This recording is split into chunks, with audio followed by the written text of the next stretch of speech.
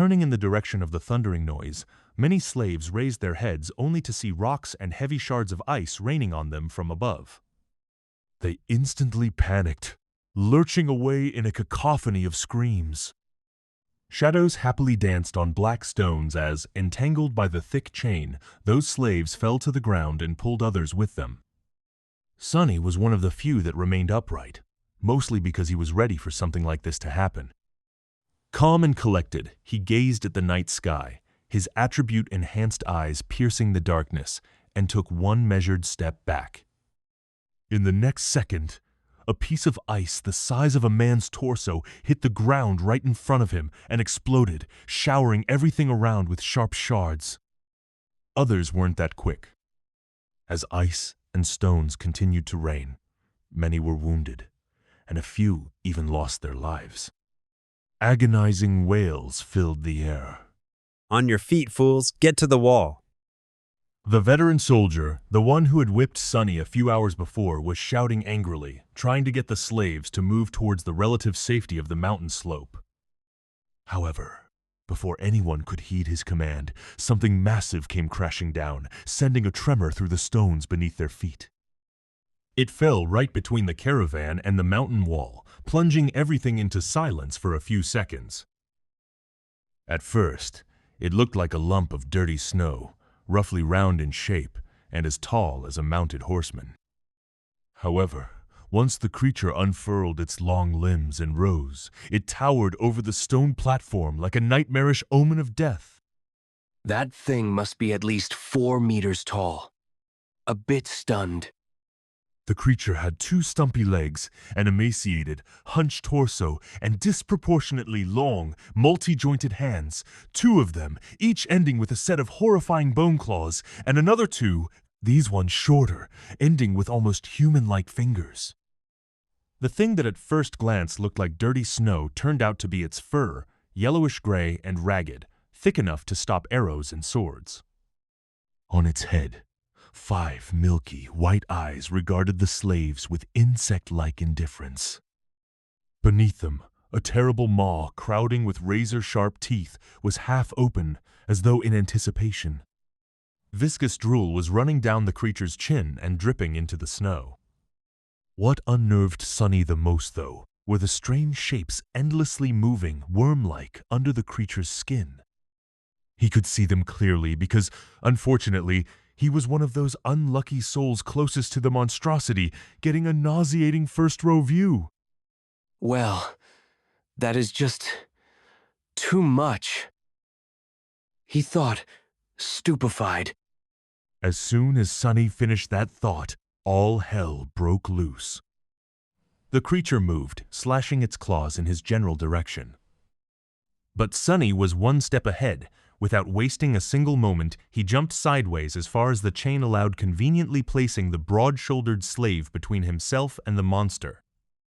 His quick reaction saved his life, as those sharp claws, each as long as a sword, sliced through the broad-shouldered man a fraction of a second later and sent streams of blood flying through the air.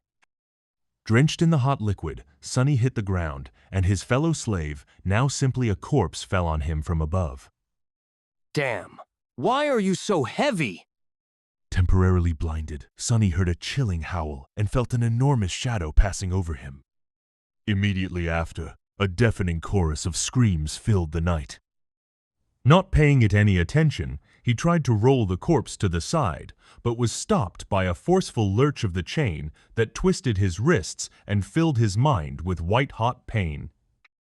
Disoriented, he felt himself being dragged a few steps, but then the chain suddenly slackened, and he was able to control his hands again. See, things could have been worse. Putting his palms against the dead man's chest, he pushed with all the strength he had. The heavy corpse stubbornly resisted all his attempts, but then finally fell sideways, setting Sonny free. However, he didn't get to celebrate this newly found freedom, as his blood suddenly turned to ice. Because at that moment, with his palms still pressed against the broad-shouldered slave's bleeding body, he clearly felt something wriggling under the dead man's skin. You just had to think about how things could get worse, right, you idiot? He thought and then flinched back. Pushing the corpse with his legs, Sonny crawled as far away from it as he could, which was about 1.5 meters, thanks to the ever-present chain. He quickly glanced around, noticing a mass of dancing shadows and the silhouette of the monster rampaging amidst the screaming slaves on the opposite end of the stone platform. Then he concentrated on the dead body, which was starting to convulse with growing violence.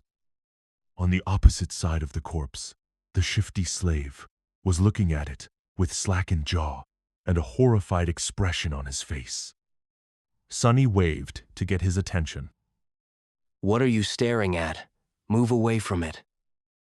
The shifty slave tried, but immediately fell down. The chain was twisted between the three of them, pinned down under by the broad-shouldered man's weight.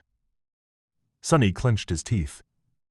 Right under his eyes, the corpse was going through a nightmare-inducing metamorphose. Strange bone growths pierced its skin, extending like spikes. The muscles bulged and wriggled, as though trying to change shape. The fingernails were turning into sharp claws, the face cracked and split, bearing open a twisted mouth with one too many rows of bloodied, needle-like fangs. This is not right. Sonny twitched, feeling a strong urge to empty his stomach. The chain. The scholarly slave was just a few steps behind the shifty one, pointing at his shackles with a face as pale as a ghost.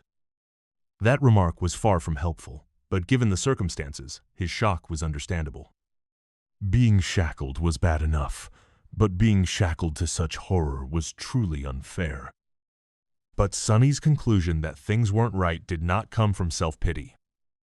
He just meant that this whole situation was literally not right. The spell, mysterious as it was, had its own set of rules. There were rules for what type of creatures could appear in any given nightmare, too. Nightmare creatures had their own hierarchy, from mindless beasts to monsters, followed by demons, devils, tyrants, terrors, and, finally, mythical titans, also known as calamities. The first nightmare was almost always populated by beasts and monsters, rarely with a demon mixed in.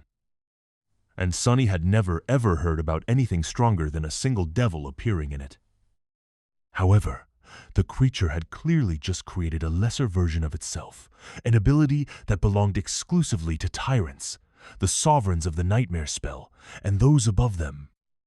What was this tyrant even doing in a first nightmare? How powerful was that damn fated attribute? But there was no time to ponder. Unfair or not, there was only one person now who could save Sonny himself.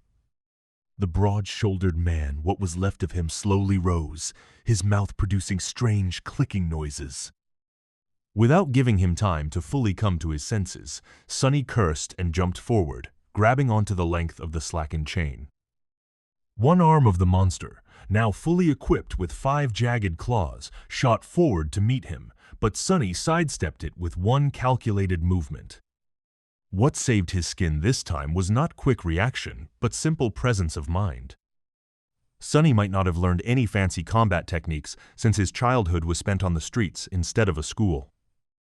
But the streets, too, were a kind of teacher. He had spent his whole life fighting for survival, quite often literally. That experience allowed him to keep a cool head on his shoulders in the midst of any conflict. So, instead of freezing or being consumed by fear and doubt, Sonny just acted. Stepping close, he threw the chain around the monster's shoulders and pulled, pinning its hands to its body. Before the creature, still slow and groggy from its transformation, could properly react, Sonny wrapped the chain around it several times, barely saving his face from being bitten off by the creature's terrifying maw. The good thing was, the monster couldn't move its hands now. The bad thing was, the length of the chain he used to immobilize it was gone, leaving almost no distance between them. You two, pull on that chain as though your lives depend on it. Because they were. The shifty slave and the scholar gaped at him, and then, understanding what he was thinking, started to move. Grabbing the chain from the opposite directions, they pulled as hard as they could, tightening its grip on the monster and not letting it shake loose. Great. The monster bulged its muscles, trying to break free. The chain creaked, caught on the bone spikes, as though slowly breaking apart. Not so great. Without wasting any more time, he threw his hands in the air and caught the creature's neck with the short, thinner chain connecting his shackles together. Then he circled the monster with a quick step and pulled, ending up back to back with it as far away from its maw as he could.